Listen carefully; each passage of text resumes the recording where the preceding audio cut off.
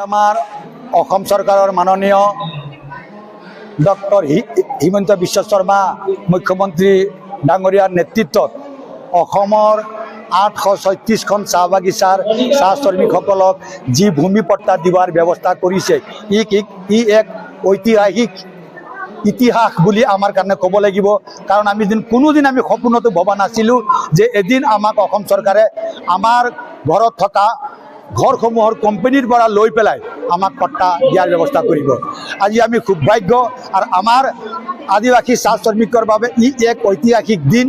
আৰু আমি আমাৰ মাজত ভাষা নাই যে আমি কি ভাষাৰে অসম চৰকাৰক আমি ধন্যবাদ দিম। আমাৰ অসমৰ মাননীয় মুখ্যমন্ত্ৰী আমাৰ চাহ শ্ৰমিকৰ বাবে সিদিনাখন এটিকুলি দুটি পাতৰ আঁচনিৰ জৰিয়তে 5,000 টকাকৈ আমাৰ চাহ শ্ৰমিকসকলক দিয়াৰ ব্যৱস্থা কৰিছে। আকৌ আজি ভূমি পট্টা দিয়াৰ ব্যৱস্থা কৰিছে প্ৰত্যেকঘৰ চাহ শ্ৰমিকক। আকৌ এটা কথা আজি তেওঁ কৈছে যে যিসকল মাটি পট্টা পাব তেওঁলোকক মানে PMYৰ ঘৰ দিয়া হ'ব, আৰু যিসকলৰ পট্টা মাটিৰ দিয়াৰ ওপৰত তেওঁলোকৰ ঘৰ থাকিব পক্কা ঘৰ, তেওঁলোকক প্ৰত্যেকটা ফেমিলিক প্ৰত্যেকটা পৰিয়ালক তেওঁ 1 লাখ টকা প্ৰদান কৰিব যে সেই ঘৰবিলাক মানে যাতে মেৰামতি কৰি থাকিব পাৰিব। আমি আচৰিত হৈছোঁ যে এনে এক অভিলাষ আঁচনি গ্ৰহণ কৰি দৈনন্দিন এটা আঁচনি গ্ৰহণ কৰি আমাৰ মাজত যি বিতৰণ কৰাৰ ব্যৱস্থা কৰিছে ই এক ইতিহাস ৰচিবলৈ গৈছিলে। আজি আমি হাড়ক মাটি তেজক পানী কৰি আমি শ্ৰম কৰোঁ। আজি আমাৰ 200 বছৰ হ'ল আমাৰ ভাৰত চৰকাৰে অসম চৰকাৰে আমাক আনি পেলাই ব্ৰিটিছসকলে আমাক আনি পেলাই ইয়াত আমাক শ্ৰম কৰিছিলোঁ।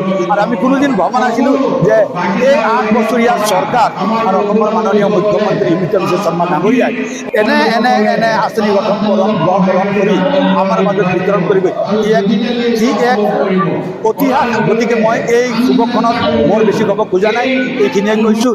আৰু আমি বিচাৰিছোঁ যে অসমৰ যি অহা 26 চনত বিধানসভাৰ অসমত নিৰ্বাচন আছে, পৰৱৰ্তী মুখ্যমন্ত্ৰী হিচাপে আমি চাহ শ্ৰমিক ৰাইজে পুনৰ ডক্টৰ হিমন্ত বিশ্ব শৰ্মা ডাঙৰীয়াক পুনৰ চৰকাৰ হ'ব লাগে বুলি আমি ভগৱানত প্ৰাৰ্থনা কৰিছোঁ। আৰু আমি চাহ শ্ৰমিক ৰাইজে বিশেষকৈ মই এজন চাহ মজদুৰ সংঘ নগাঁও জিলাৰ সভাপতি হিচাপে নগাঁও জিলাত 44খন চাহ বাগিচা 44খন চাহ বাগিচা আমি প্ৰচাৰ কৰিম যে আমাৰ পুনৰ মুখ্যমন্ত্ৰী ডক্টৰ হিমন্ত বিশ্ব শৰ্মা ডাঙৰীয়া হ'ব লাগে। আৰু তাৰ কাৰণে আমি চাহ বাগিচা গাঁও অঞ্চলসমূহত আমি প্ৰচাৰ কৰিম। কাৰণ এই আঁচনিসমূহে আমি মৰি যাম কিন্তু মোৰ ভূমিৰ পট্টা মাটি মোৰ নাতি পুতি নাথাকিব, তথাপি ভূমিৰ পট্টা মাটি থাকিব। এইখিনি কথা ক'লোঁ। আৰু অসমৰ চাহ শ্ৰমিক ৰাইজে লাখ চাহ শ্ৰমিক ৰাইজে অসমৰ মাননীয় মুখ্যমন্ত্ৰী ডাঙৰীয়াক আশীৰ্বাদ দিছে যে আমাক এনেকৈ মুখ্যমন্ত্ৰী আমি কোনোদিন পোৱা নাছিলোঁ, আৰু এওঁৰ পাছত আমি হয়তো এনেকৈ মুখ্যমন্ত্ৰী নাপাম।